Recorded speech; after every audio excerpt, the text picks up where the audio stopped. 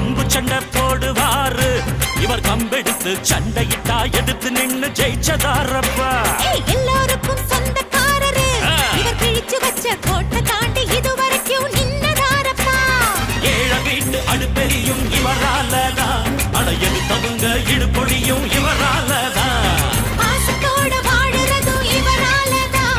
எங்க பாதை எங்கே போனாலும் இவரோடதான். சேரன் என்ன சோழன் என்ன பாண்டியரு வீரம் என்ன எங்க அண்ணன் அதுக்கு மேலடா.